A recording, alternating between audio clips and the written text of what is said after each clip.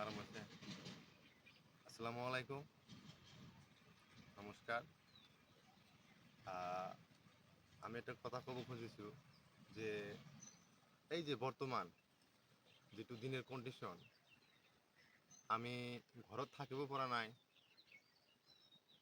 আহ, মাটিত থাকিব পৰা নাই। ইমান গৰম যে ঘৰত আমাৰ যিটো ইলেক্ট্ৰনিক ফেনেৰ বতাহ সেইটোও মানেও গৰম। হ্যাঁ, মাটিও গৰম, খোজকাঢ়ি আছোঁ, গৰম। মানে এইটো গৰম বিশেষকৈ এই গছ গছনিৰ কাৰণে মানে এইটো প্ৰব্লেমটো হৈ আছে। হা, আজিৰ দিনত চাওক, আমি যেতিয়া ৰাতিপুৱা ঘৰৰ পৰা ওলাইছোঁ কতো শান্তি পোৱা নাই গৰমৰ কাৰণে। তো 1টা বজাত মই বিশেষ কৰি এটা গছৰ তলত বহিছোঁ অলপ জিৰণি ল'বৰ কাৰণে। মানে গছৰ তলতো ইমান ভাল নালাগে, গৰম লাগে। পিছত অলপ সময় পিছত মানে মনত এটা হঠাৎ কৰি এটা মনোভাৱ হ'ল যে মই গছত উঠি কেনেকুৱা লাগে।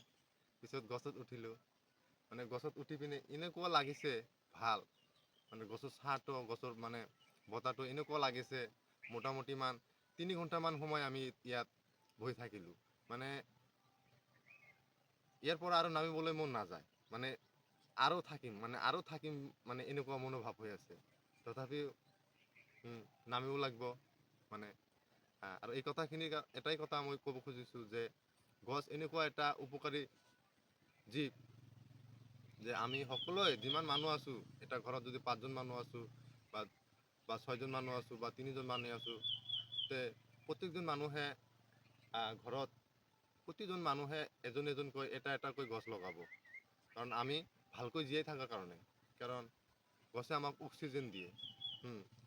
তো গছে আমাক অক্সিজেন দিয়ে, অক্সিজেনৰ কাৰণে আমি বাচি আছোঁ। তো এটা গছ লগালে ক্ষতি নহয়, ভালেহে হ'ব। তো আপোনালোকে গছখন লগাব। এইখিনি কথা মই ক'লোঁ আৰু কি আপোনালোকক।